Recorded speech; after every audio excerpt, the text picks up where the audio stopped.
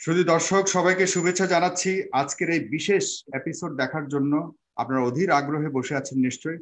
আমাদের সাথে চলে এসেছেন দুজন বিজ্ঞ অতিথি, বিজ্ঞ পলিটিশিয়ানস আমাদের সাথে যুক্ত হয়ে গেছেন অলরেডি। আপনারা ডেফিনেটলি অপেক্ষা করছেন আমার এই বিশেষ অনুষ্ঠানের জন্য। তো আমি সর্বপ্রথম দুজন অতিথিকে আমি স্বাগত জানাতে চাই।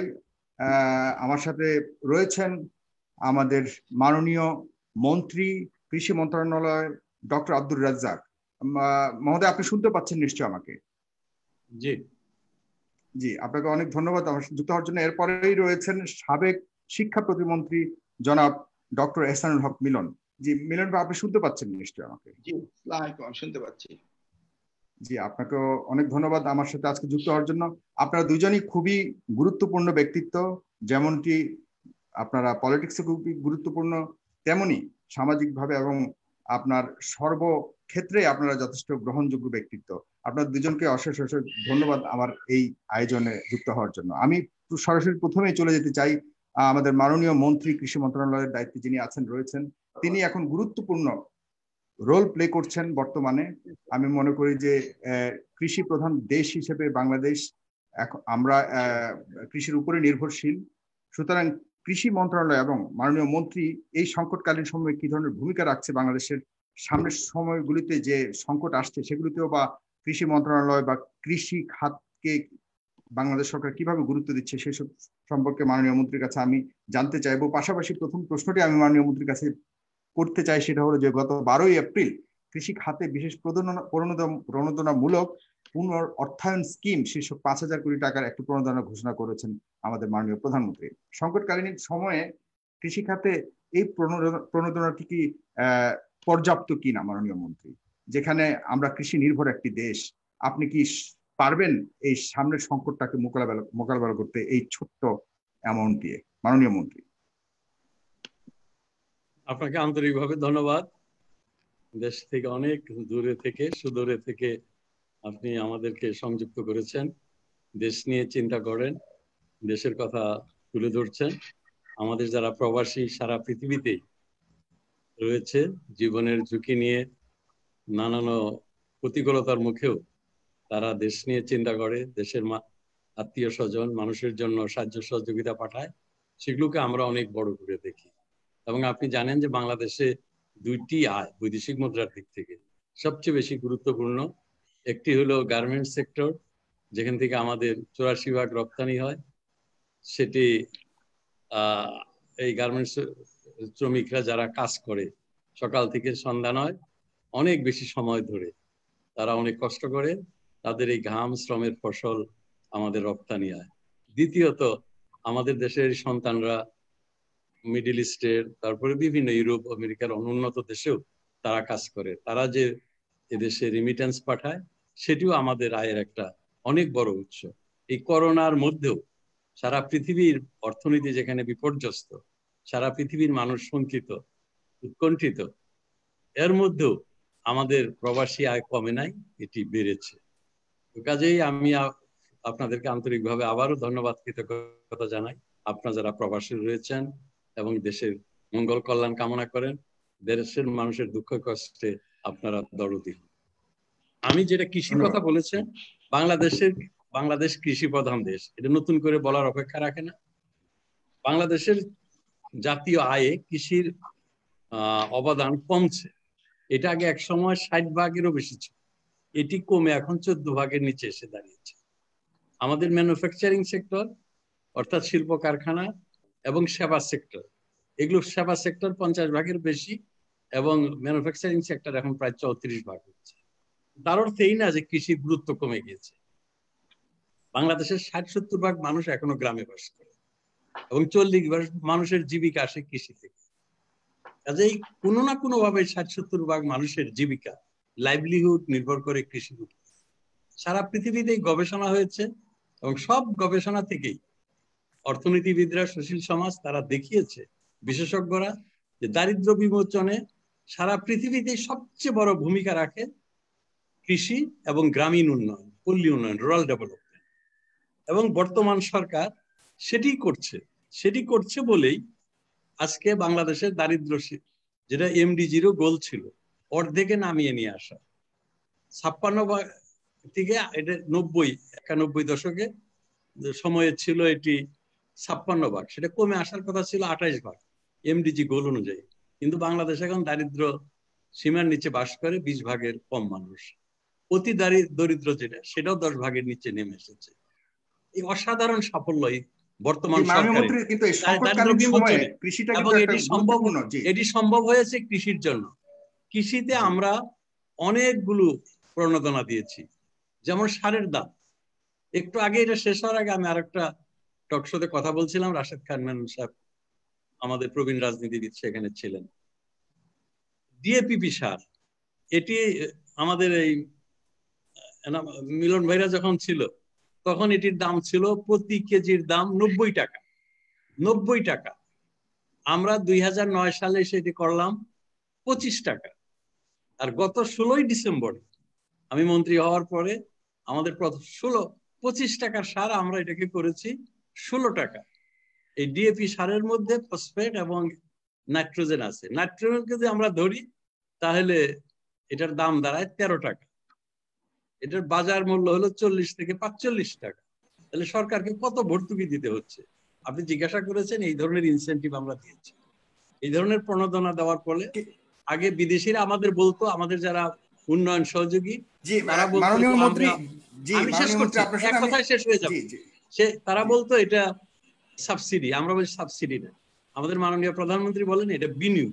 কৃষিতে আমরা বিনিয়োগ করছি। বিনিয়োগ করার ফলে এবার ধানের উৎপাদন বেড়েছে, ফলন বেড়েছে এবং বাম্পার ফলন হয়েছে। সকল কৃষকরাই বলছে এত ধান আমরা জীবনে কোনোদিন পাই নাই। ধানের তারা ভালো দামও পাচ্ছে। সরকার এমন কতগুলো পদক্ষেপ নিয়েছে। 8 লক্ষ টন ধান আমরা চাষির কাছ থেকে কিনবো, আমরা 11 লক্ষ টন চাল কিনবো। এই সকল কারণে, এবং সেখানে দামও বেশি দেওয়া হয়েছে। 1040 টাকা, চালের দাম 36 টাকা কেজি। এই সকল ইনসেন্টিভের কারণে দাম বেড়েছে। আপনি যে প্রণোদনার কথা বলেছেন 5000, এটা দেওয়া হয়েছে করোনা উপলক্ষে। 5000 কোটি টাকা, এটা 4% সুদে দেওয়া হবে। আমরা 14,500 কোটি টাকা দেই এমনি কৃষককে লোন। সেই 14,500 কোটি টাকা দেওয়া হতো 8 থেকে 9% সুদে। সেটিরও দাম, সুদের হার কমিয়ে এটাকে করা হয়েছে 4%। তাহলে কত হলো? 19,500 কোটি টাকা। আর যে আমি বললাম সারের 19,000 কোটি টাকা, এটা 4% করা হয়েছে। আর প্রণোদনা যেটা, সেটা আমরা দেই 9,000 কোটি টাকা। এবার বাড়িয়ে আরো 500 কোটি টাকা বাড়িয়ে 9,500 কোটি টাকা করা হয়েছে। যখন আগে বিএনপি 4 দলীয় জোটের সরকার ছিল, তখন 90 টাকা সারের দাম ছিল এই জন্যই, 80 টাকা সারের দাম ছিল এই জন্যই, পটাশিয়ামের দাম ছিল 60 টাকা এই জন্যই সেই সময় কোনো প্রণোদনা দেওয়া হতো না। এবং চাষিরাও সার পেত না। সারের জন্য সালা নিয়ে নিয়ে তাদের চেয়ারম্যান, মেম্বার, ইউনো, এমপি, মন্ত্রীদের বাড়িতে দৌড়াইতে হতো। এখন এই গত 10 বছরে কোনোদিন 1 ছটাক সারের ঘাটতি হয় নাই। সারের জন্য মানুষকে দৌড়াইতে হয়। সারি দাম এত কমে যায় যে সার বিক্রি হয় না। কাজেই এই ধরনের অনেক প্রণোদনা আছে। আমি বিস্তারিত বলতে গেলে আরো সময় লাগবে। এই যে ধান কাটার জন্য আপনার কাছে আবারও আসছি মাননীয় মন্ত্রী, আপনার কাছে আবারও আসছি, কিন্তু এখানে আপনার কাছে আবারও আসছি মাননীয় মন্ত্রী। আপনি বলেছেন, আপনি এহসানুল হক মিলন সাহেবকে ইঙ্গিত করেও বলেছেন তারা সারের দাম 90 টাকা করেছিল বা ছিল তাদের ওই সময়, ওইখান থেকে কমিয়ে এনেছেন। আপনিই তো করবেন না, কারণ আপনি যথেষ্ট প্রশংসা করিয়েছেন। আপনি 2টি মন্ত্রণালয় সাম্প্রতিককালে আপনি হ্যান্ডেল করেছেন, একটা হলো খাদ্য মন্ত্রণালয় এবং এখন আছেন কৃষি। দুটাই খুবই কাছাকাছি দায়িত্ব বা ভূমিকার ক্ষেত্রে খুবই কাছাকাছি সম্পর্কিত। সেক্ষেত্রে আপনার এখানে আপনারা বলেন যে আপনারা ধান বা চালের ক্ষেত্রেও যথেষ্ট ফলন, দেশীয় ফলন অনেক ব্যাপকভাবে রয়েছে। পাশাপাশি দেখা যাচ্ছে যে চাল আমদানির ক্ষেত্রেও দুর্নীতির কথা আমরা শুনি। দেখা যাচ্ছে সারপ্লাস আপনারা এদিক দিয়ে বলছেন, ওদিক দিয়ে আবার চাল আমদানি করা হচ্ছে। সেগুলি বা কেন হচ্ছে মাননীয় মন্ত্রী সেটা বলবেন। পাশাপাশি আপনি যেটা আমি কেন বলতে চেয়েছি যে আপনারা মাত্র 5,000 কোটি প্রণোদনা দিয়েছেন, কারণ হলো আপনাদের এই বাজেট প্রস্তাবনায় কিন্তু আপনারা জনপ্রশাসনকে বেশি প্রাধান্য দিয়েছেন। সেটাও বা কেন? কারণ হলো আমরা কৃষি প্রধান দেশ। এই যে সংকটকালীন সময় কিন্তু কৃষির উপর আমরা প্রচন্ড ভাবে নির্ভরশীলতা আসতে হবে। সামনের সময়টাতে আমরা আমদানিও করতে পারবো না, সেক্ষেত্রে কৃষিটাকে আরো বেশি গুরুত্ব দেওয়া উচিত ছিল কিনা। এ পর্যায়ে আপনার কাছে এই প্রশ্ন রেখে আমি আসছি মাননীয় সাবেক শিক্ষা প্রতিমন্ত্রী জনাব এস এম লক মিলন, আপনাকে অনেক অনেক ধন্যবাদ আমার সাথে আসার জন্য। আপনার কাছে কিন্তু অলরেডি আমাদের মাননীয় মন্ত্রী একটা অভিযোগ করেছেন, সেটার পাশাপাশি আপনার কাছে আমি আরেকটা প্রশ্ন রাখতে চাই। বর্তমানে শিক্ষা সারা দুনিয়াতেই সংকটকালীন সময়ে খাদ্য যেমন খুবই গুরুত্বপূর্ণ, শিক্ষাটাও তেমনই গুরুত্বপূর্ণ। সারা পৃথিবী কিন্তু শিক্ষার পেছনে দৌড়াচ্ছে, কিভাবে শিক্ষাটাকে এই সংকটকালীন সময়ে মোকাবেলা করবে। আপনার কাছ থেকে আপনার অভিমত জানতে চাই, বা বর্তমান শিক্ষাটা আপনার রেখে যাওয়া এবং বর্তমান শিক্ষা ব্যবস্থা কিভাবে আপনি মূল্যায়ন করছেন। জি জনাব এস এম লক মিলন। সরাসরি শিক্ষায় চলে আসলেন। যাই হোক, জি, পাশাপাশি মাননীয় মন্ত্রীর কথা তো রয়ে গেল, আপনি কেন সারের দাম আপনি বিক্রি করছেন 90 টাকা, এটা তো উচিত হয়নি। ডেফিনেটলি আমরা মন্ত্রীর সাথে আমার সিনিয়র নেতা রাজা ভাইকে আমার সালাম, এবং সেই সাথে আপনার দর্শক শ্রোতাদেরকেও সালাম জানাচ্ছি। তো ধরুন একটু গল্পই করি, অনেক সময় তো আছেই। এক ছেলে তার গ্র্যান্ডফাদার সম্বন্ধে বলতেছে যে, বাবা গ্র্যান্ডফাদার, তোমাদের সময় তুমি কোনো কষ্ট করোনি। ধরেন ছেলেটি জার্মান, 1900 সালে ধরুন গ্র্যান্ডফাদারের জন্ম হয়েছে। তো গ্র্যান্ডফাদার বললো, দেখো 1918 সালে ওয়ার্ল্ড ওয়ার 1 শেষ হলো, যখন আমার বয়স 18। 1920 সালে এই ফ্লু আসলো, যেখানে প্রায় 50 মিলিয়ন লোক মারা গেল, তখন আমার বয়স মাত্র 20 বছর। তারপরে দেখা যাক 1929 সালে ইকোনমিক ক্রাইসিস আসলো গ্লোবাল, সে বিশাল crisis, New York stock exchange, unemployment, female, শুরু হলো 1929 সালে।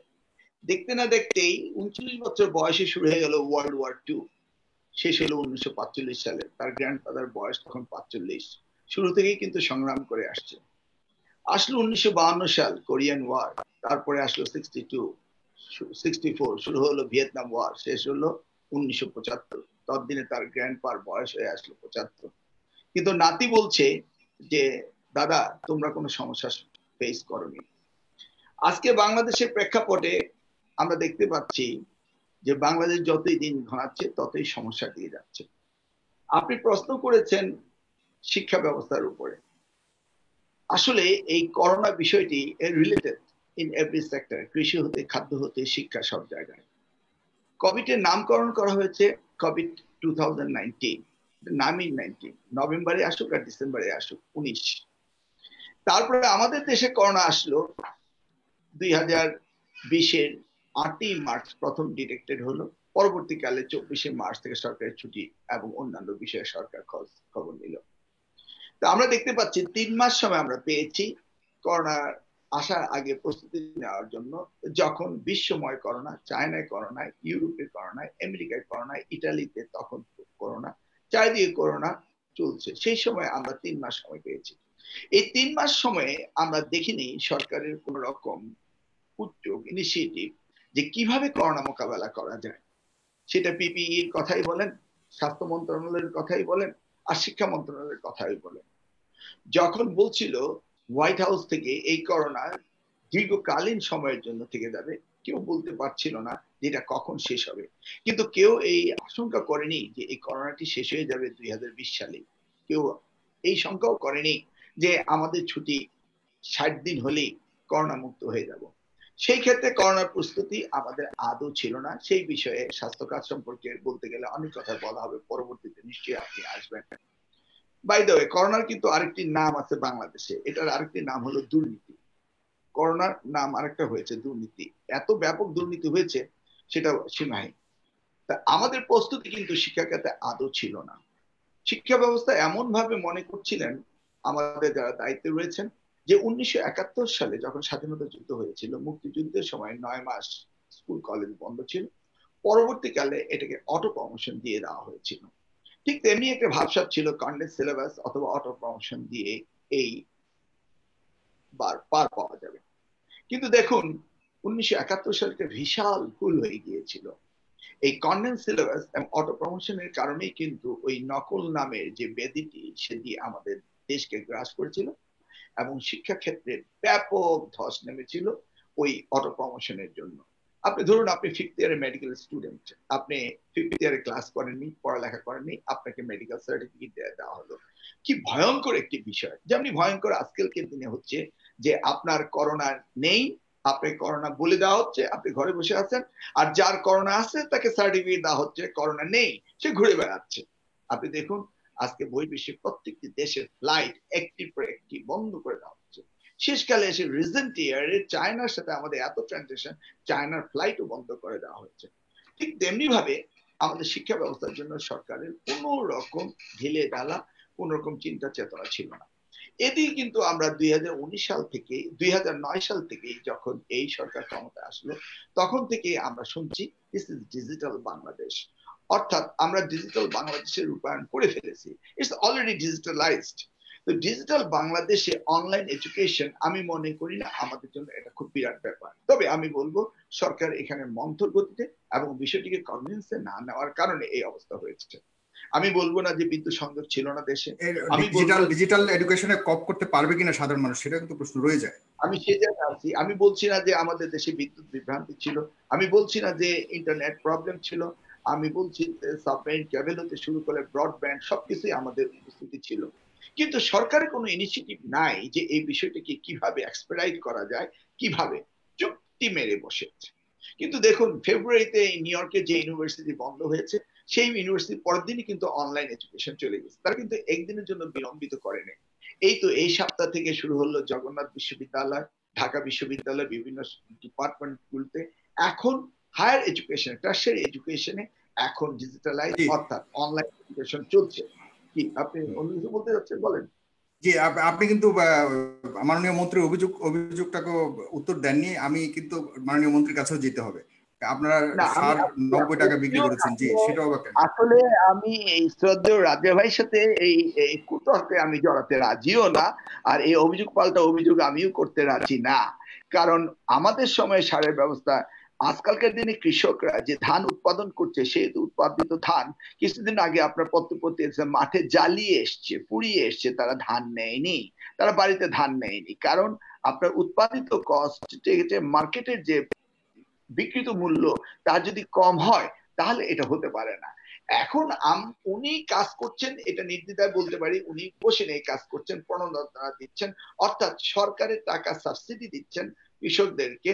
বিএনপির সময় সাবসিডি এতটা দেওয়া হতো না, কিন্তু সেই সময় কৃষক তার ধান মাঠে ফেলে আসেনি, পুড়ে দেয়নি, রেখে আসেনি। তার কারণটা ছিল সেই সময় উৎপাদিত ধানের মূল্য 90 টাকা সারের মূল্য হলেও তারা বাজারজাত করার পরে তাদের অর্থ তারা ফেরত পেত।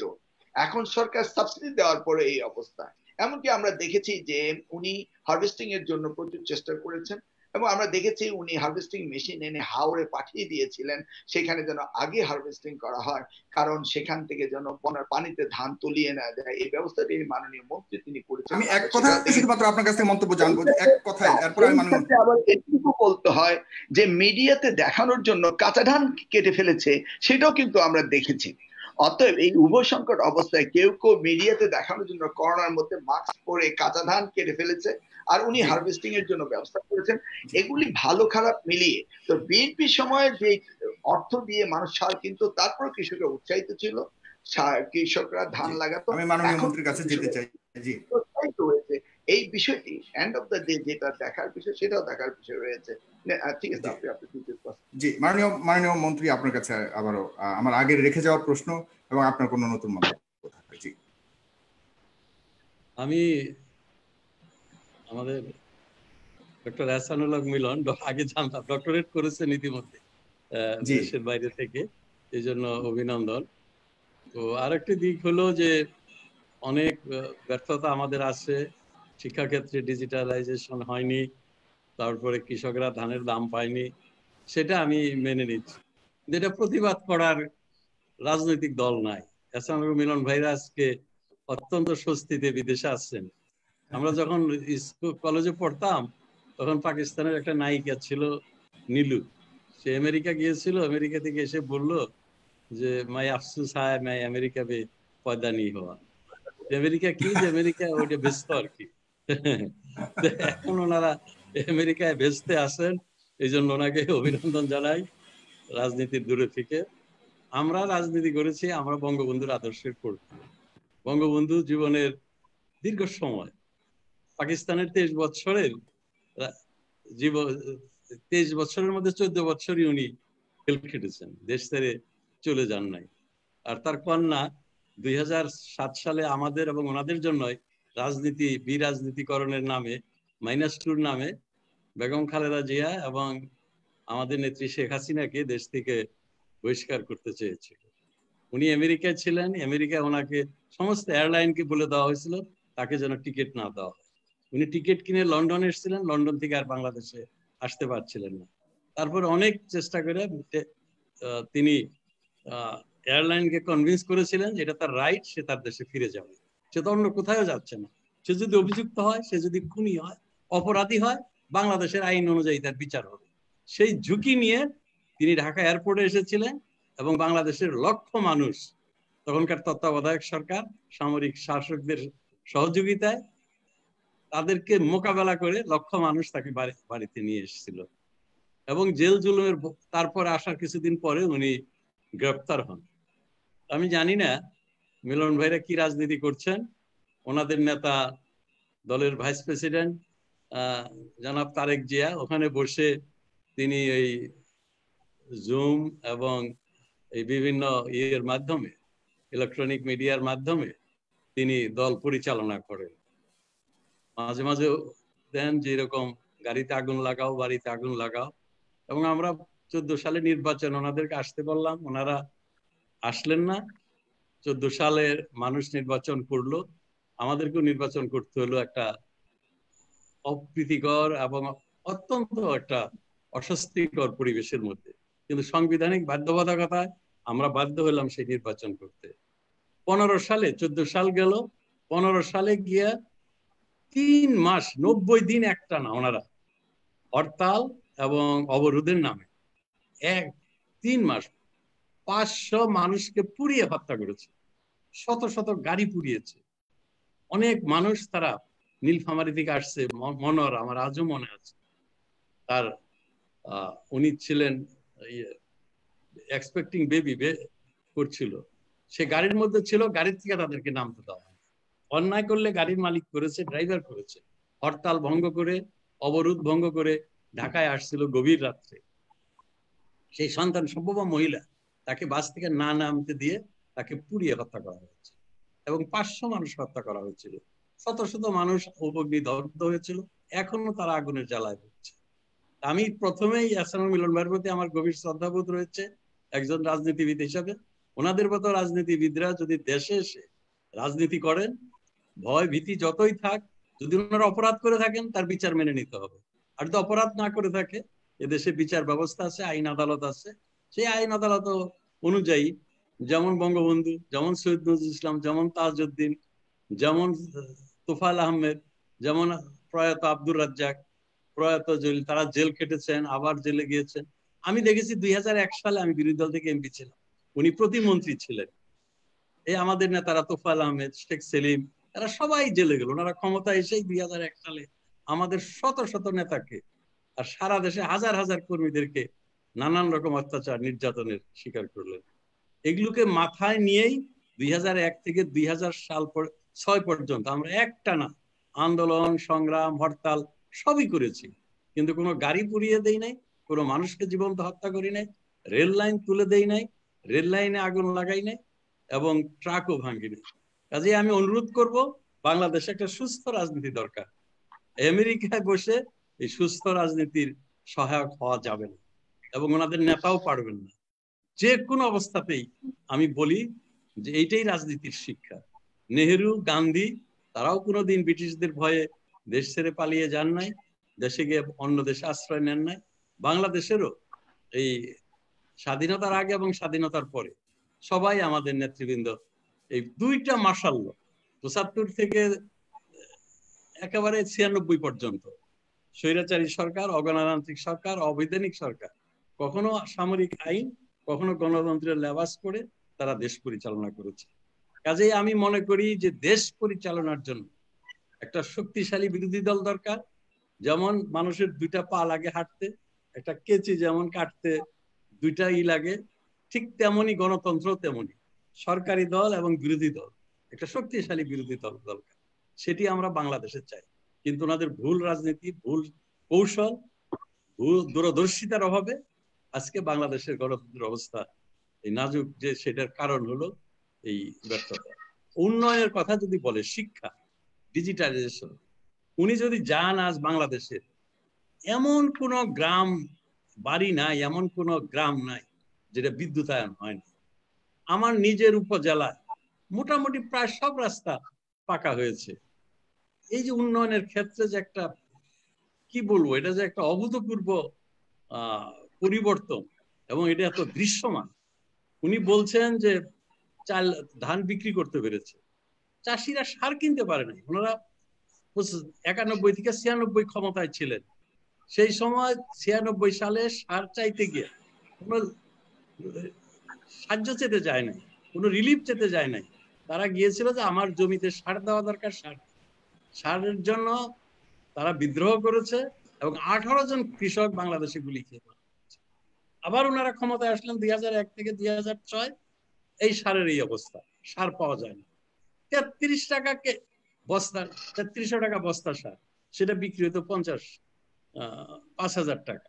এবং সেই সার চাইতে গিয়েও আবার আমরা দেখলাম বিদ্যুৎ নাই, বিদ্যুৎ দিতে পারে না। চাঁপাইনবাবগঞ্জে 22 জন কৃষক গুলি করে হত্যা করা হয়। এবং এই দেশের উত্তর পশ্চিমাঞ্চল, গাইবান্ধা, নীলফামারী, বগুড়া, সারিয়াকান্দি, লালমনিরহাট, কুড়িগ্রাম, এই যে এলাকা, প্রতি বছর কার্তিক মাস আসলে, আশ্বিন কার্তিক মাসে দুর্ভিক্ষ হতো, সেটাকে মঙ্গা বলে। সেই মঙ্গায় প্রতি বছর মানুষ মারা যেত। আমি আজকে ওইভাবে প্রস্তুতি নিয়ে আসি নাই। আগে অনেক সময় দেখাতাম, পত্রিকায় প্রতিদিন খবর আসতো যে মানুষ না খেয়ে মারা গিয়েছে, নেত্রকোনায় পর্যন্ত মানুষ না খায় মারা গেছে, উপকূলবর্তী এলাকায় মানুষ মারা গিয়েছে। যে উৎপাদন হয়েছিল, দাম তো পাবেই কৃষকরা। বাজারে এখন কি সেই অঞ্চলে মঙ্গা কি আছে মাননীয় মন্ত্রী? হ্যাঁ, আজকে সেই, আমি বলি 11 বছর আমরা ক্ষমতায়, আপনি বলেছেন 11 বছরে আমি চ্যালেঞ্জ করে বলছি যে কোন ইলেকট্রনিক মিডিয়া, কোন প্রিন্ট মিডিয়ায় একটা নিউজ এসছে যে একজন মানুষ না খেয়ে মারা গেছে উত্তরবঙ্গে। এখন উত্তরবঙ্গে গিয়ে যদি আপনি মঙ্গা বলেন, মানুষ বলছে মঙ্গা গালি, এটা আর বলবেন না। কুড়িগ্রাম, লালমনিরহাট আজকে আর কোনো মঙ্গা নাই, কোনো মানুষ না খেয়ে। বাংলাদেশে খাদ্য আজকে স্বয়ংসম্পূর্ণ, আজকে খাদ্যে আমরা উদ্বৃত্ত। কিন্তু আপনারা তো উদ্বৃত্ত হলে আপনারা যে প্রতি বছর আমরা চতুর্থ ছিলাম। এই বছর জাতিসংঘ বলেছে, এবং American USDA, American agriculture department বলেছে, আপনারা চাল আমদানি করছেন, গম আমদানি করছেন। কিন্তু মাননীয় মন্ত্রী, খাদ্য উৎপাদনে আমরা, চাল উৎপাদনে ইন্দোনেশিয়াকে ছাড়িয়ে তৃতীয় হয়েছি। গম আমাদের দেশে কোনোদিন আমরা স্বয়ংসম্পূর্ণ। আমাদের দেশের আবহাওয়া, গম হলো আপনার টেম্পারেচার সেন্সিটিভ ক্রপ, শীত অঞ্চল ছাড়া ভালো গম হয় না। আমাদের জমি গম উৎপাদনের জন্য সহায়ক না। এই জন্য গম আপনাকে, মানুষের ইয়াং জেনারেশন, আপনারা এখন ফাস্ট ফুড খেতে পছন্দ করেন, আপনারা ব্রেডের খাওয়া পছন্দ করেন, এই কারণে গমের চাহিদা বেড়ে যাচ্ছে। গম আমাদেরকে আমদানি করতেই হবে, কিন্তু এটা কোনো সমস্যা না। বাংলাদেশে 34 বিলিয়ন ডলার আমাদের এখন হলো বৈদেশিক মুদ্রার রিজার্ভ। 8 মাস আমরা আমদানি করতে পারবো, টাকার কোনো সমস্যা হবে না। কিন্তু সেই টাকা থেকেও কিন্তু আপনারা, সরকাররা কিন্তু অলরেডি সেই টাকার মধ্যেও আপনারা হস্তক্ষেপ করতে চাচ্ছেন, যেটা আমরা শুনেছি সাম্প্রতিক কালে, যে এখন অন্য আপনাদের সরকারের কাছে টাকা শেষ হয়ে গেছে, আপনারা এখন বৈদেশিক মুদ্রার মধ্যে হস্তক্ষেপ করতে চাচ্ছেন। আমি বহুবার সংসদে, কিন্তু এটা কিন্তু কখনো হয়নি। আমাদের টাকা সংসদে সিন্ধুকে রাখার দরকার নেই। এই টাকা দিয়ে আমরা, যেহেতু আমাদের সারপ্লাস বৈদেশিক মুদ্রা আছে, এটা দিয়ে আমরা উন্নয়ন কাজ করতে পারি। আপনার কাছে আসছি, আপনি অনেকগুলি প্রসঙ্গ এনেছেন, এবং আমি মনে করছি মিলন ভাইকে আমি নতুন করে প্রশ্ন করবো, সে সুযোগও নাই। মিলন ভাই ডেফিনেটলি আপনার কাছে এত প্রশ্ন। আমি শ্রদ্ধেয় রাজ্জাক ভাইকে খুব ভালো জানি তো, কারণ উনি আসলে আওয়ামী লীগের মহাসচিব হয়ে যাওয়ার কথা ছিল, কিন্তু উনি আমলা থেকে এসছেন বলে উনাকে মহাসচিব বানায়নি। কিন্তু আজকে যেভাবে উনি বললেন, তাতে আমি দোয়া করি উনাকে যেন মহাসচিবটা অতি শীঘ্রই বানিয়ে দেয়। কারণ আজকের দিনে রাজ্জাক ভাই, যেভাবে যে দুর্নীতির যে গন্ধ, এই স্বাস্থ্য মন্ত্রণালয়ে যে একটা সোনার হাঁসের ডিম প্রত্যেকদিন পাওয়া যায়, সেই জন্য যে কত শাহেদ, সাবরিনা, কত মিঠু কত মানুষ আত্মহত্যা দিচ্ছে, কত রং NK-95 তারা নিচ্ছে। এই সময়ে আপনি আমাদের সেই দুর্গন্ধ সুগন্ধ বলবেন, এটা আমি ভাবতেও পারিনি। আপনি যেহেতু বলেছেন অতএব আমাকে একটু একটু বলতে হবে, বেয়াদবি মাফ করবেন। প্রথমত হলো আমি আমেরিকায় নেই, আমি আমেরিকান সিটিজেনশিপ রিনাউন্স করে বাংলাদেশে আছি এবং আমেরিকা যেতেও পারছি না, আমার ভিসাও এক্সপায়ার করেছে এবং আমেরিকা যেতেও পারবো না, তার কারণে আমি রিনাউন্স করেছি। কিন্তু ইন দ্য মিন টাইম আপনাদের অনেকেই রয়েছেন আমেরিকার নাগরিকত্ব নিয়ে মন্ত্রিত্ব করছেন, যে দ্যাট ইজ নট লিগাল, আপনি যেটা বললেন। যাই হোক, আপনি অনেকগুলি কথা বললেন যে বাসে আগুন দিয়েছে আমাদের সময়। আপনার মনে আছে কি 2004 সালে 4 জুন দোতলা বাসে গান পাউডার দিয়ে 11 জনকে হত্যা করা হয়েছিল? আপনি নিশ্চয়ই সেই কথাটা খেয়াল রয়েছে, আপনি নিশ্চয়ই খেয়াল আছে যে কেয়ারটেকার আন্দোলন করতে গিয়ে আপনারা 196 দিন হরতাল দিয়েছিলেন এবং রোজার মাসেও হরতাল দিয়েছিলেন। আজকের প্রধানমন্ত্রী তিনি বলেছিলেন রোজার মাসে যুদ্ধ হয়, অতএব আন্দোলন কেন হবে না। আপনি নিশ্চয়ই খেয়াল আছে 2006 সালের অক্টোবর মাসের 28 তারিখে কিভাবে এই ধরনের টেলিভিশনের পর্দায় আমরা দেখেছিলাম, বাবা দেখেছে তার ছেলেকে, মা দেখেছে তার ছেলেকে, ছেলে দেখেছে তার বাবাকে, স্বামী দেখেছে তার স্ত্রী দেখেছে তার স্বামীকে কিভাবে লগি বৈঠা দিয়ে মানুষকে পিটিয়ে জঘন্যভাবে হত্যা করা হয়েছিল।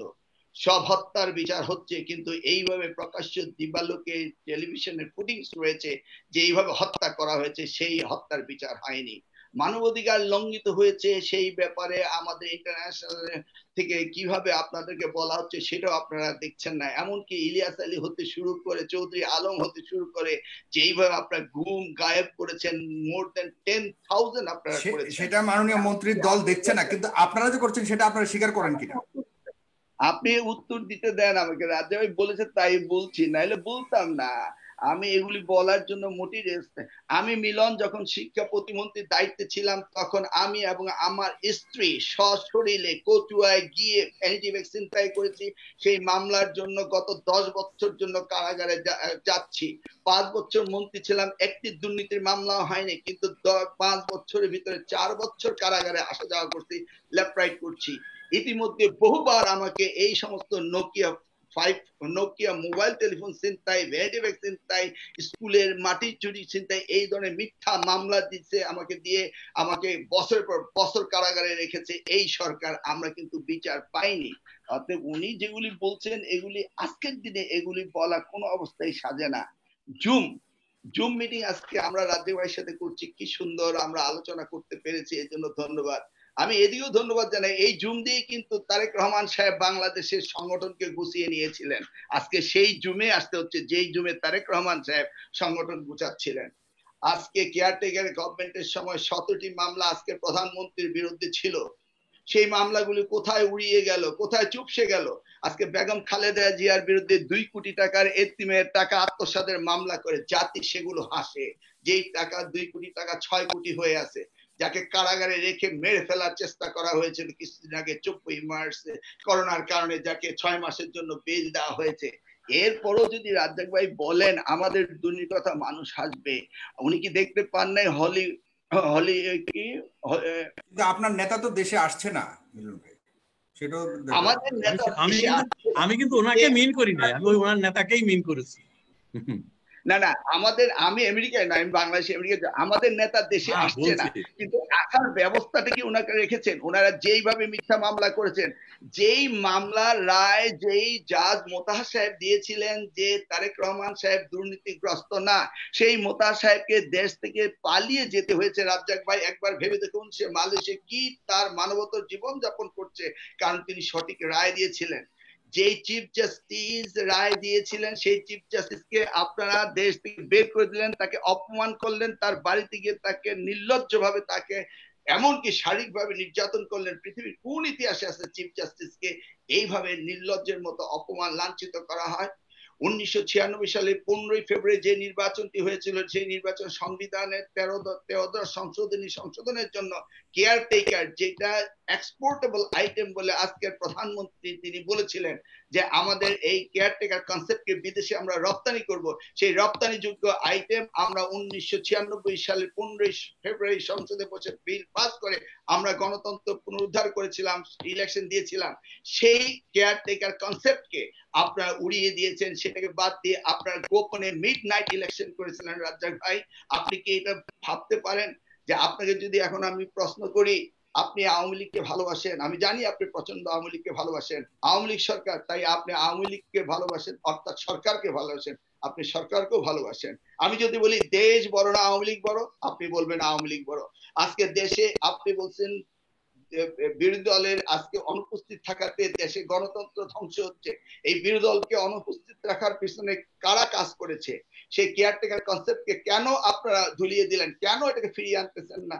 আজকে দেশে এই নৈরাজ্য, এই সন্ত্রাস, এই মানুষের যে, আপনারা তো ফিরে আসার জন্য ভূমিকা রাখছেন না, আপনাদেরকে রাজপথে দেখা যাচ্ছে না, যেটা মাননীয় মন্ত্রীও বলেছেন যে আপনারা তো ঘরের ভিতরে বসে রাজনীতি করার চেষ্টা করছেন, সে আপনাদেরকে জোর করে রাস্তায় আনতে পারবে না, কেউ তো পারবে না আপনারা যদি না আসেন, সেটা তো সত্য কথা।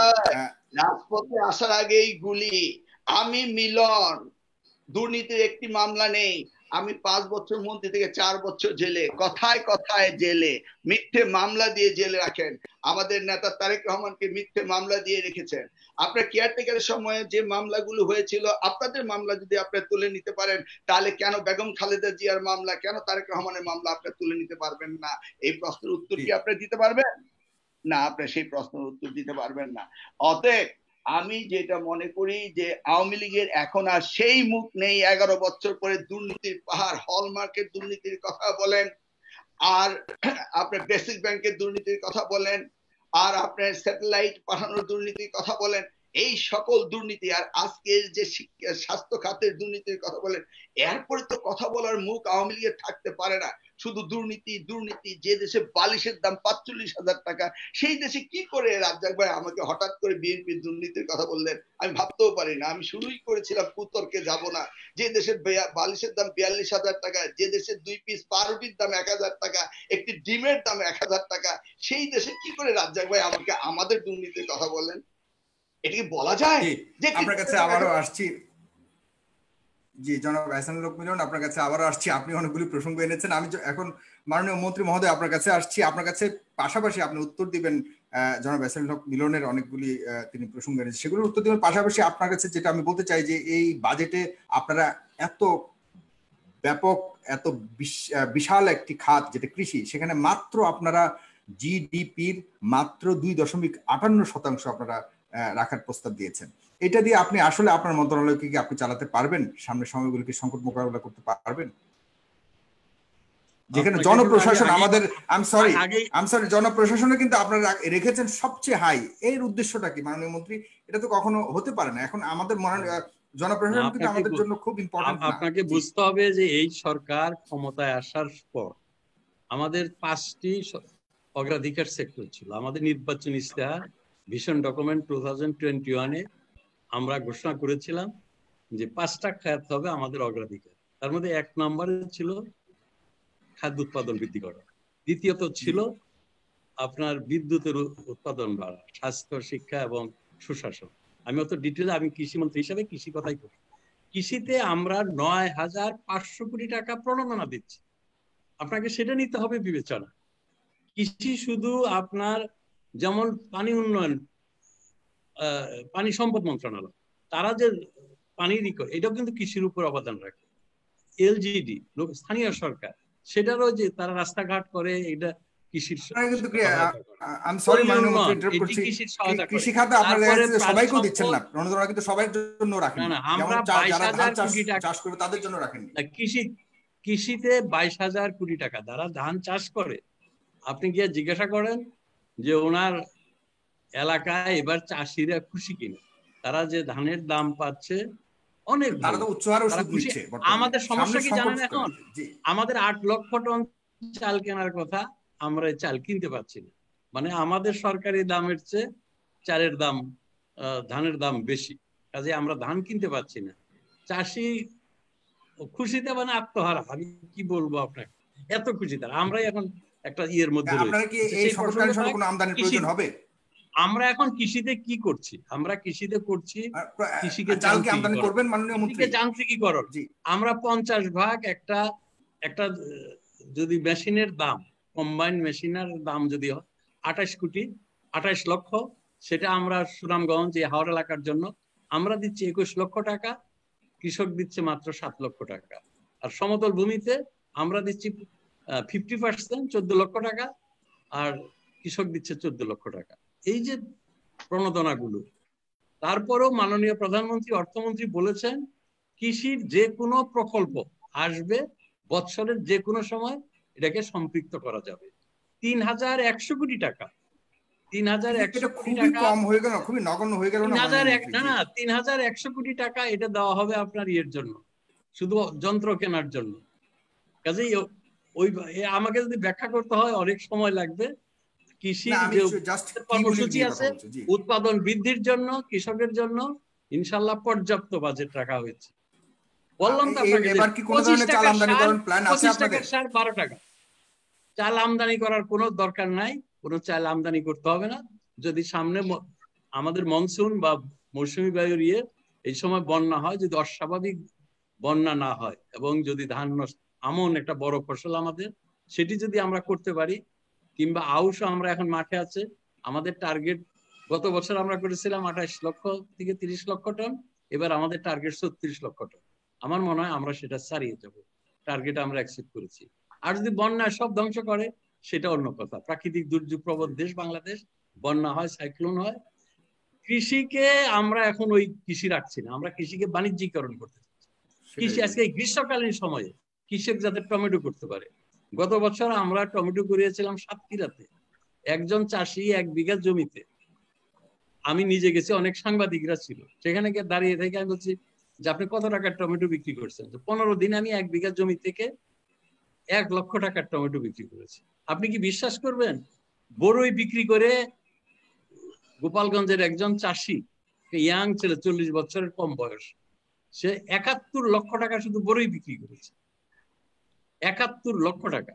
এই যে এই আম আমরা ইয়েতে করে, ট্রেনে করে প্রতিদিন আম নিয়ে আসছে। সেক্ষেত্রে মাননীয় মন্ত্রী, তারা যে রসদগুলি কিনছে সেখানেও সেটাও বিবেচনা আনতে হবে। রসদের দাম তো কম, বললাম তো, সারের দাম 40 টাকার সার আমরা 16 টাকায় দিই।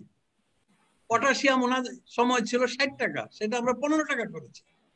এগুলো তো এমনি হয় না, এগুলো এর জন্য সরকারকে প্রণোদনা দিতে হয়েছে, সরকারকে বাজেট থেকে দিতে হয়েছে। এবং এই প্রণোদনা এবং যে 10 বছরে 1 টাকা আমরা বাড়াই নাই। উনি দুর্নীতির কথা বললেন, ওনাদের সময় দুর্নীতির প্রশ্নই আসে, প্যারালাল সরকার। তারপরে ওনাদের রহমান সাহেব, উনি এই যে ইতিমদের টাকার কারণে ওনারা স্বীকার করতে চান না। আমি আপনাকে একটা কথা বলি, আমাদের ধর্মেও আছে, আমাদের যে ইতিমের টাকা কোনোদিন মেরে খাওয়া যায় না। সে যে টাকাই 3-4 কোটি টাকা ওনাদের দৃষ্টিতে বড় টাকা না। প্রাইম মিনিস্টার ছিলেন, উনি দলের নেত্রী, 3 কোটি 4 কোটি টাকা এদিক সেদিক হইতেই পারে। এটি তো কোনো যুক্তি হলো না। আদালত প্রমাণ করেছে যে তিনি ইতিমের যে টাকাটা ছিল, জিয়া ট্রাস্টের যে টাকা ছিল, টাকাটাকে তিনি অনিয়ম করেছেন, অপচয় করেছেন এবং আত্মসাৎ করেছেন। আত্মসাতের কারণে এবং ওনার ছেলে তারেক জিয়া, যিনি ওনাদের দলের দ্বিতীয় ব্যক্তি, তিনি অনেকগুলো মামলায় জড়িত। আপনারা জানেন যে 2009 সালের নির্বাচনের 7 দিন আগে এফবিআই তথ্য দিয়েছে জিয়া রহমান সাহেবের একজন ছেলে, ছোট ছেলে, আল্লাহ, উনি মারা গেছেন, আল্লাহ তাকে বেহেশতে নসিব করুক, আল্লাহ রাব্বুল আলামিনের কাছে দোয়া করি। কোকোর অ্যাকাউন্টে সিঙ্গাপুরে 35 কোটি টাকা রয়েছে। সেই 35 কোটি টাকার 33 কোটি টাকা বাংলাদেশ সরকারকে ফেরত দিয়েছে, এবং এটা প্রমাণ হয়েছে যে কি করে তার নামে 35 কোটি টাকা থাকে। ওনাদের ছিলেন অর্থমন্ত্রী ছিলেন, 11 বার নাকি তিনি অর্থমন্ত্রী ছিলেন। ওনারা পার্লামেন্টে বক্তৃতা করতেন যে বাংলাদেশ পৃথিবীর শ্রেষ্ঠ অর্থমন্ত্রী তিনি সাইফুর রহমান সাহেব, আল্লাহ তাকেও বেহেশতে নসিব করুক, এবং ওনাদের নেত্রী বেগম খালেদা জিয়া। দুইজনকেই ট্যাক্স ওনারা ঠিক মতো দেন নাই। একজনকে 33 লক্ষ আর একজনকে 32 লক্ষ টাকা জরিমানা দিয়ে ট্যাক্স দিতে হয়েছে 2007 সালের পরে, তত্ত্বাবধায়ক সরকারের সময় করে ওনাদের অ্যাকাউন্টে ওনারা স্ট্রেটেন করেছে। এটা কি হতে পারে যে একটা দেশের প্রধানমন্ত্রী তিনি ইনকাম ট্যাক্স দেন নাই, এবং একটা অর্থমন্ত্রী যার অর্থ সংগ্রহ করার কথা এই ইয়ের মাধ্যমে, আয়করের মাধ্যমে, ডিউটির মাধ্যমে, তিনিও ট্যাক্স দেননি, ট্যাক্স ফাঁকি দিয়েছেন এবং তার জন্য তাদেরকে জরিমানা দিতে হয়েছে। এরকম আরো ওনাদের একজন মন্ত্রী ছিলেন, এবার ইনি করোনায় মারা গিয়েছেন, তালুকদার, কবির তালুকদার, মেজর জেনারেল। উনি বিদ্যুৎ মন্ত্রী ছিলেন। উনি বিদ্যুৎ মন্ত্রীকে রেজিগনেশন দিয়ে উনি একটা সাংবাদিক সম্মেলন করেছিলেন। সেই সাংবাদিক সম্মেলনে বলেছে যে 600 কোটি টাকা আমার দৃষ্টিতে কম পক্ষে শুধু বিদ্যুৎ মন্ত্রণালয় থেকে দুর্নীতি হয়ে বাংলাদেশ থেকে পাচার হয়েছে। ফলশ্রুতিতে ঢাকা শহরে 1 ঘন্টাও বিদ্যুৎ হতো না। আজকে আপনি আপনার যে বর্তমানে যে দুর্নীতিগুলি হচ্ছে সেগুলোর বিষয়ে আপনি মন্তব্য করলেন যে বাংলাদেশে বিদ্যুতের কোনো সমস্যা আছে কিনা। এই ড্যামরা তো ওনাদের একজন এমপি সালাউদ্দিন সাহেব বিদ্যুৎ দিতে পারে না বলে, পানি দিতে পারে না, পানির কলস নিয়ে নিয়ে মানুষ দাঁড়িয়ে থাকতো। আজকে ঢাকা শহরে কেউ পানির জন্য চিৎকার করে না।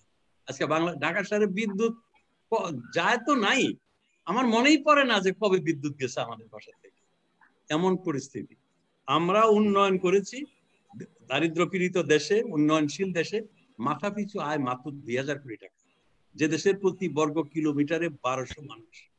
চায়নার সবচেয়ে জনসংখ্যার দিকে বৃহত্তম দেশ, সেখানেও 500 মানুষের নিচে প্রতি বর্গ কিলোমিটার।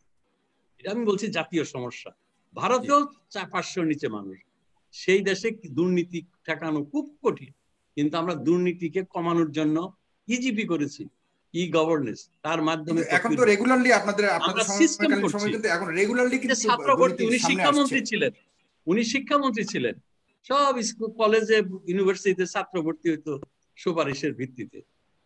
আমরা এখন এটা নিয়ম করে দিয়েছি, একদম কে কত মেরিট অনুযায়ী কম্পিউটারে নাম আসে।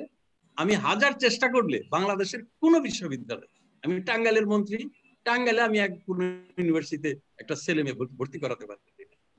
এখন আপনাকে টেন্ডার যদি দেন, টেন্ডার দিতে হলে ইজিপির মাধ্যমে দিতে হবে, সেটা কম্পিউটারে। আপনি ঘরে বসেই টেন্ডার দিতে পারবেন এবং আপনাকে কেউ ইনফ্লুয়েন্স করতে পারবে না।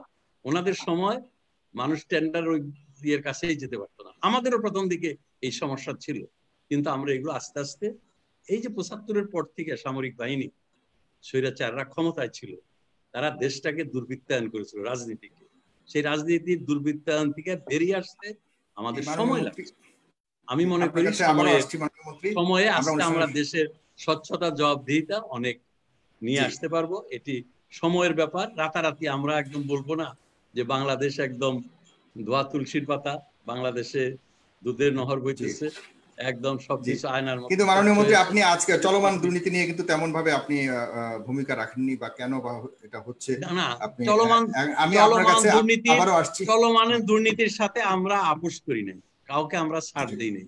এই যে সাহেব, ঠিক আছে, আমি আপনি বলবেন মাননীয় মন্ত্রী, এই ব্যাপারটা এটা খুবই গুরুত্বপূর্ণ কথা। এটা আমি আপনার কাছে বিশদ আকারে যেতে চাই।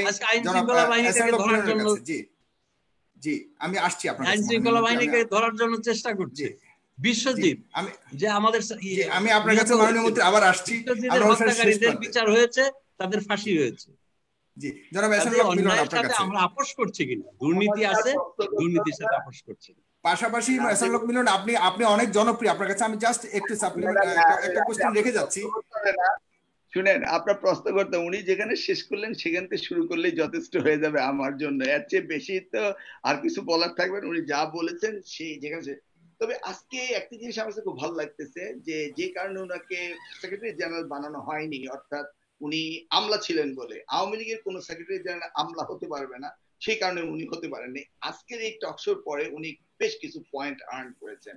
উনি শেষ করেছেন টেন্ডারবাজি নিয়ে, তিনি শেষ করেছেন দুর্নীতি নিয়ে, সাহেবকে নিয়ে। শুনুন, আমি 2018 সালে 12ই নভেম্বর ঢাকায় চিটাগাঙ্গে ঢুকি, আখাউড়া দিয়ে আমি আমার পিএইচডি শেষ করে। আমি কোনো মোবাইল টেলিফোন ব্যবহার করিনি, আমাকে কিন্তু তারা কট করে ফেললো। আমি এসেছিলাম চাঁদপুর হাজিরা দিতে, আমাকে হাজিরা দিতে দেওয়া হয়নি, আমার নাগরিক অধিকার থেকে বঞ্চিত করা হয়েছে, কারণ ওনারা বাইরে থেকে আমাকে ধরবেন। বডি টু বডি গার্ড দিয়ে চাঁদপুরকে রক্ষিত করেছিলেন। উনি বললেন টেন্ডারবাজির কথা। আমরা তো পত্রিকায় পড়তে পড়তে বেহুশ হয়ে গেছি। সম্রাট নামক ব্যক্তিটি টেন্ডার বাজেট টাকা সে কিভাবে দিতেন, কিভাবে মেয়ে সাপ্লাই দিয়ে টেন্ডার নিতেন, কিভাবে টেন্ডারের টাকা কোটি কোটি টাকা ট্রাঙ্কের থেকে, সিন্ধুক থেকে, পুরাতন ঢাকার বাড়ি থেকে, বিভিন্ন মাটির নিচে থেকে উদ্ধার করা হয়েছে। সেইটা দেখার পরে আমার শ্রদ্ধেয় বড় হয়, কি করে যে আমাদেরকে বলেন। এরপরে আমার আর বলার কিছু থাকে না। এই পাপিয়া নৃত্য সঙ্গীত ওয়েস্টার্ন হোটেলে যদি আমরা দেখি, সেই মিউজিক্যাল ডান্স আর মন্ত্রীদের সাথে রমরমা জমজমা অবস্থা, কিভাবে তাদেরকে সাপ্লাই দিয়ে মনোমুগ্ধকর কাজ করে টেন্ডার গুলি বাগিয়ে নিতেন। পাপিয়ার জন্মই তো হয়েছিল টেন্ডার বাগানোর জন্য। আর তিনি বললেন এই কথাটা, উনি বললেন আমার সময়ে শিক্ষায় স্বজনপ্রীতি হয়েছে। এই কথাটির উদাহরণ যদি তিনি দিতে পারেন, আমি চ্যালেঞ্জ ছুড়ে দিলাম, একটি ছেলেকেও ভর্তি কেউ করাতে পারেনি। এবং আমার সময়ে আমি প্রথম প্রত্যেকটি স্কুলে, প্রত্যেকটি কলেজে এই ভর্তির ব্যাপারে আমি সিদ্ধান্ত নিয়েছিলাম যে কোনো স্বজনপ্রীতি, আত্মীয়করণ হবে না।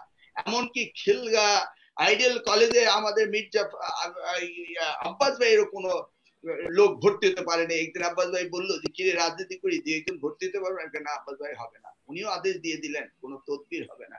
সেটা বলে তো আর কোনো লাভ নেই। সবচেয়ে বড় ব্যাপার, 2 কোটি টাকা নিয়ে এতবার কথা বলছেন।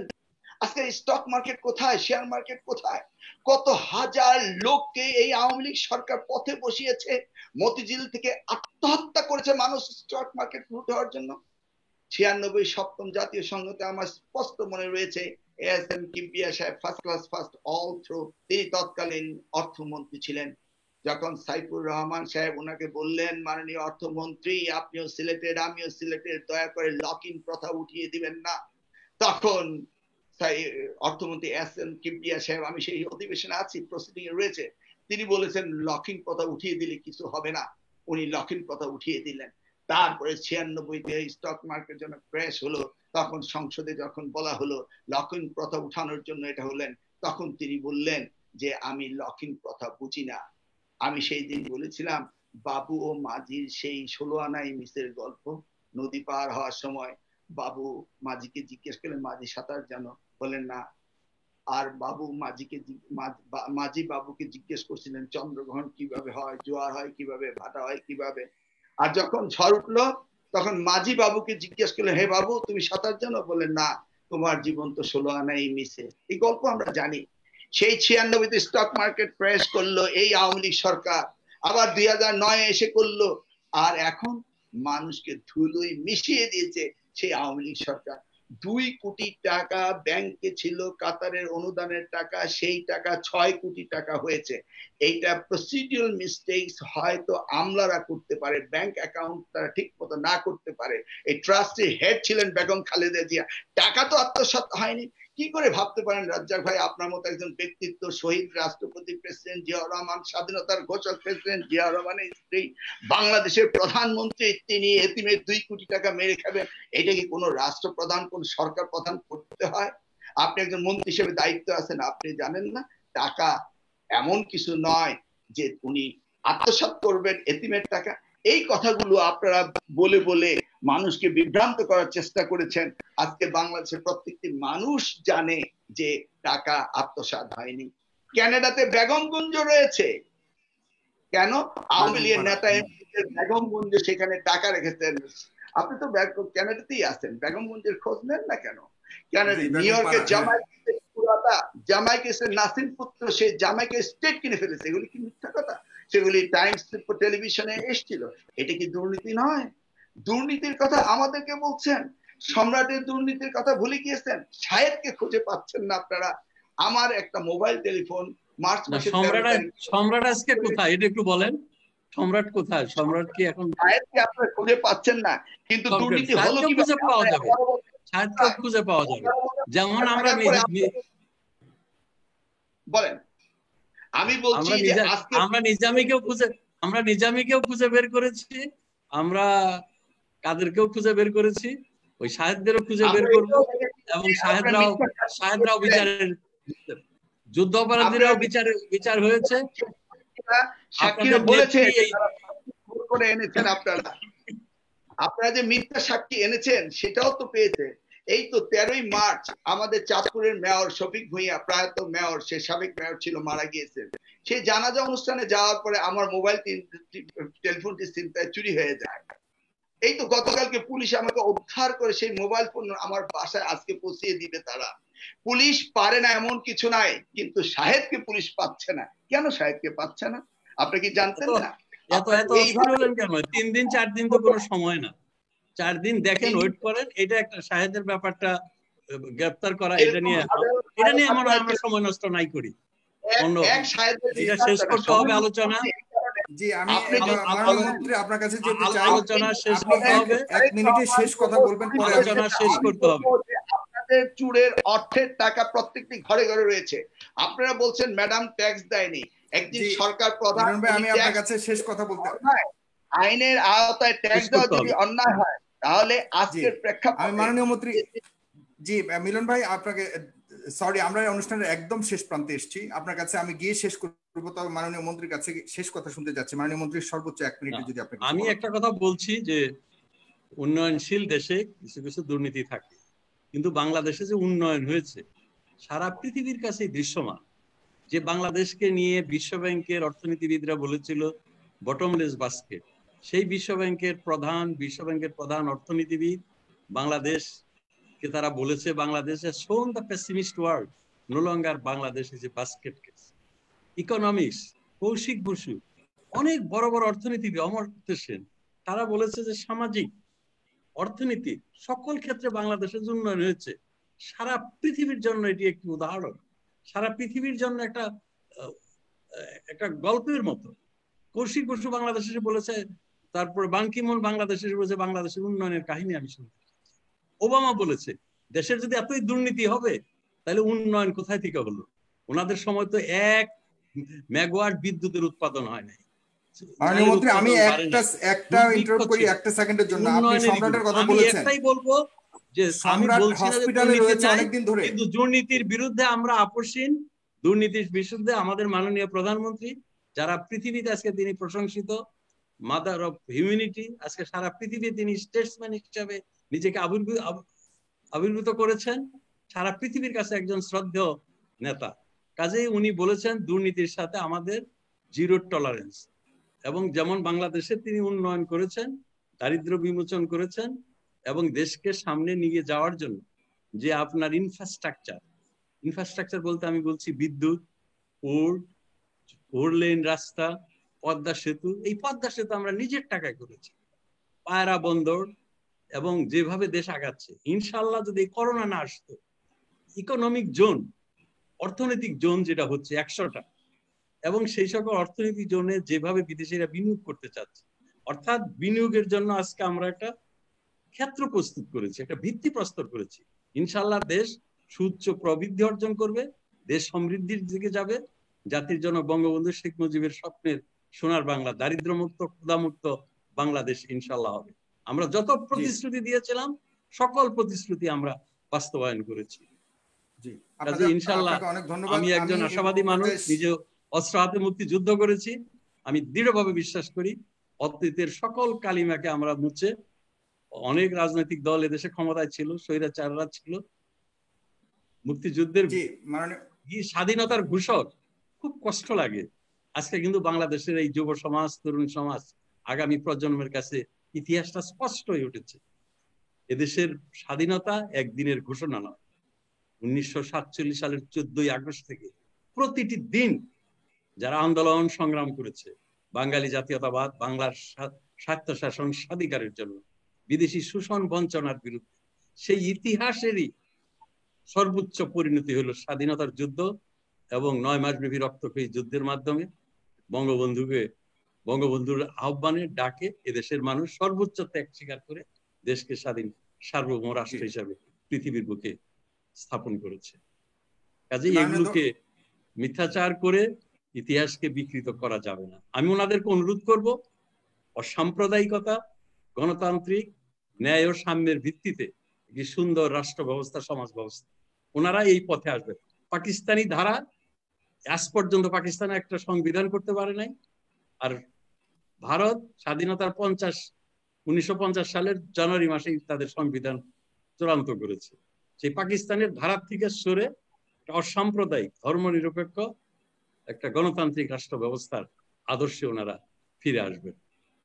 জি, আপনাকে অনেক অনেক ধন্যবাদ মাননীয় মন্ত্রী। আশাবাদ আমি ব্যক্ত করে শেষ কথা আমি শুনে এহসানুল আমরা মিলন শেষ সাহেব করে ফেলবো। একজন শিক্ষিত মানুষ, অনেক সুন্দর চেহারা এবং নায়কের মতো, অনেক এখনো সুন্দর দেখি নায়কের মতোই আছেন। এত অত্যাচার নির্যাতনের কথা বললেন, তারপরেও ইনশাল্লাহ চেহারা মলিন হয় নাই, ওনাকে সুন্দর রাখতে পেরেছি, এটাও আমাদের একটা সফলতা। জি, মিলন ভাই আপনার কাছে শেষ কথা শুনবো। আমি শেষ কথা বলছি।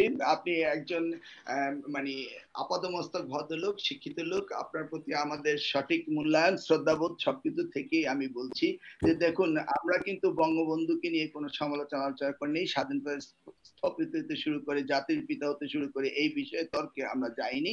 কিন্তু শহীদ রাষ্ট্রপতি জিয়া রহমান একজন সৈনিক হয়ে হঠাৎ করে তিনি স্বাধীনতার যুদ্ধ ঘোষণা করলেন। এই ঘোষণাকে নিশ্চক ভাবে দেখার জন্য আমি মনে করি না আপনাদের উচিত।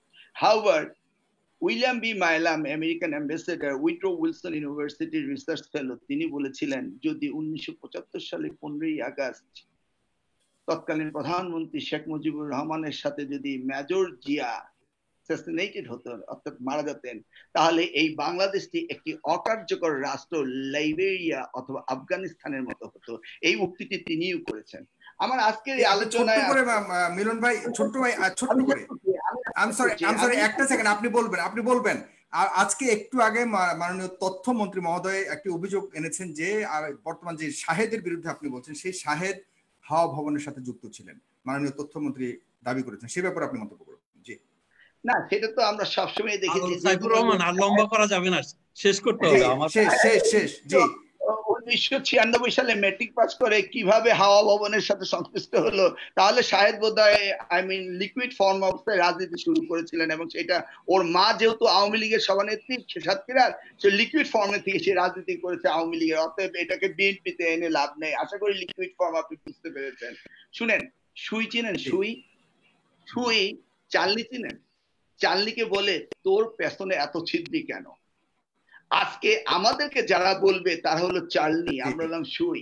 বুঝতে পেরেছেন?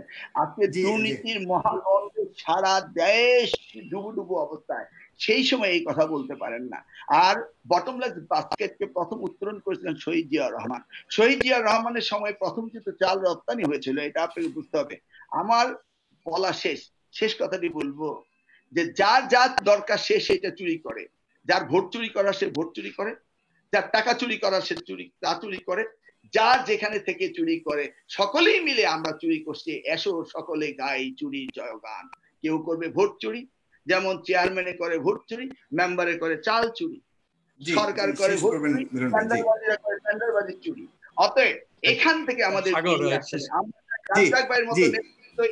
আগামী দিনে গণতন্ত্র হবে, এদেশের মানুষের অধিকার প্রতিষ্ঠিত হবে, বিচার ব্যবস্থা প্রতিষ্ঠিত হবে, সুন্দর বাংলাদেশ আমরা, যেই বাংলাদেশের স্বপ্ন দেখেছিলেন উনার নেতা, সকলের নেতা, স্বাধীনতা স্থপতি বঙ্গবন্ধু শেখ মুজিবুর রহমান। আমি চাই সেই বাংলাদেশ গড়ে তোলো, এই বাংলাদেশ নয় যেই বাংলাদেশ দুর্গন্ধমুক্ত, যেই বাংলাদেশের জন্য আজকে বিমানের প্রত্যেকটি ফ্লাইট পৃথিবীর কোনো দেশে যেতে দিচ্ছে না। আজকে ইটালির প্রেসিডেন্ট তার বক্তৃতায় বলেছে যে বাংলাদেশে হচ্ছে করোনা বোম। আজকে করোনা শব্দটি হয়ে গেল দুর্নীতি। দুর্নীতি সম্পর্কে উনি বললেন আমার রাজ্জাক ভাইয়ের কাছে শেষ প্রশ্ন, আপনি আওয়ামী লীগকে ভালোবাসেন, আপনি সরকারকে ভালোবাসেন, আপনি কি দেশকে ভালোবাসেন? একবার দেশকে ভালোবাসে দেখুন আপনি। জি, আরেকবার অন্য কোনো আলোচনায় অবশ্যই মন্ত্রী মহোদয় এটা বলবেন। উনি আমি 1 মিনিট বলি। আমি মুক্তিযোদ্ধা ছিলাম, অস্ত্র হাতে নিয়ে যুদ্ধ করেছি এবং সর্বোচ্চ ত্যাগের জন্য গিয়েছিলাম। যুদ্ধ করেছে দেশের লক্ষ মায়ের ছেলেরা, যুদ্ধ করেছে দেশের কৃষক, যুদ্ধ করেছে এদেশের ঘাটের মাঝি, যুদ্ধ করেছে রিক্সাওয়ালা, ভ্যানওয়ালা, বস্তির শ্রমিক, সেনাবাহিনীর ভাইয়েরা। আমরা সকলে মিলে যুদ্ধ করে দেশটাকে পৃথিবীর বুকে স্বাধীন সার্বভৌম রাষ্ট্র হিসাবে প্রতিষ্ঠা করেছি। কাজে এই দেশকে নিজের জীবনের চেয়েও ভালোবাসি, সেটা মুক্তিযুদ্ধে গিয়ে প্রমাণ করেছি। যুদ্ধের সময় কাজ করেছিলেন দেশমাতৃকা। আপনাদের দুজনকে অনেক অনেক ধন্যবাদ। জেলে আটকে রেখেছেন বিনা কারণে, অহেতুক। এটা হতে পারে না, এটা বিবেকমান মানুষ কখনো করতে পারে না।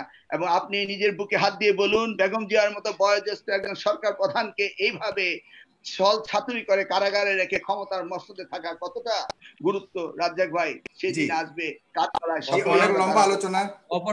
অপরাধ করলে রাষ্ট্রপ্রধান কেন, অপরাধের কাছে সকল নাগরিক সমান, এটাই আমাদের সংবিধানের সুস্পষ্ট।